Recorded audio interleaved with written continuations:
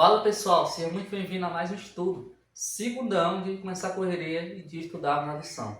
Segunda-feira, de 16 de fevereiro, é dia do Zoom, de ampliarmos o assunto de acordo com o texto-chave que está onde? No Evangelho de 2 Pedro 1,3. Vamos lá. Deus, com seu poder divino, nos concede tudo de que necessitamos para uma vida de devoção, pelo conhecimento completo daquele que nos chamou para si por meio de sua glória e excelência. Aqui, são palavras de chamado de Deus para as suas pessoas, para os seus servos. E esta carta de 2 Pedro foi escrita por quem? Imagine você. Foi escrita por próprio Pedro. Ou seja, estamos lendo palavras de Pedro e também falando sobre sua história. Ou seja, que privilégio, né? Agora imagine só quando Pedro, lá no céu, percebeu isso, né? De que ele estudou a sua história, aprendemos com ele e refletimos sobre a sua vida. É muito importante, né? Ele endereçou essas suas cartas, a primeira e a segunda, né? 1 Pedro e 2 Pedro, para as igrejas da Ásia Menor. A primeira, quando estava em situação de desespero, na Ásia Menor, e na outra, quando estava ali quase que se despedindo, né? Ali quase que dizendo adeus para a sua vida, né? Pois Pedro estava perto para morrer. Mas essas duas cartas não seriam escritas se Pedro não tivesse sido solto da sua prisão. Olha só, né? Jesus disse para Pedro que sua missão não estava 100% completa, pois não estava mesmo. Imagina só o que essas cartas fizeram para mudar a reflexão das pessoas que estavam sofrendo lá na Ásia Menor. Olha só, como Pedro foi usado, né? Escrevendo cartas.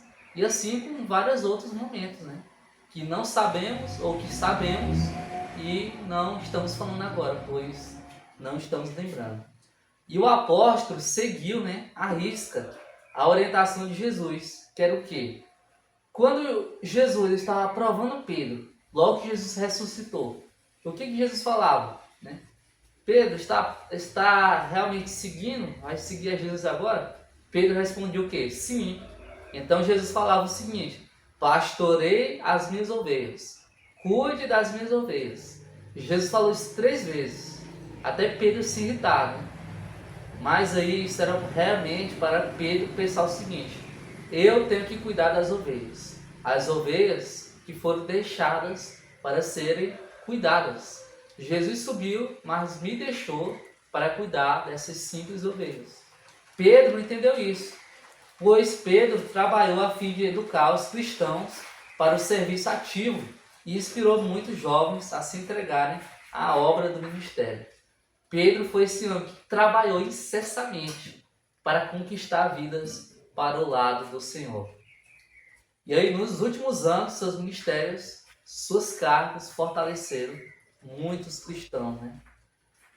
A importância da vida de Pedro pós-prisão foi muito impactante, pois ele aprendeu que quando Jesus chama, ele chama para valer e você tem que aceitar, pois quando aceitamos, somos transformados.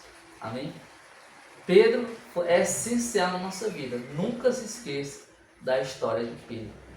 Então, para finalizarmos, vamos ler as palavras de Paulo em Atos 20 e 24, que fala sobre a vida de Paulo, mas também sobre a vida de Pedro. Vamos lá. Todavia, não me importo, nem considero a minha vida de valor algum para mim mesmo, se tão somente puder terminar a carreira e completar o ministério que o Senhor Jesus me confiou, de testemunhar do Evangelho da graça de Deus.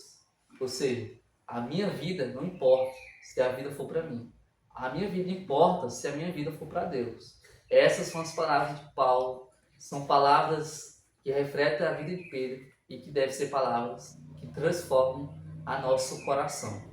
Pois nosso objetivo é completar a nossa carreira. E a nossa carreira só fica completa se quando chegar o grande dia e hora, Jesus chegar e te falar: seja bem-vindo, você é um dos escolhidos. Amém? Feche seus olhos e vamos orar.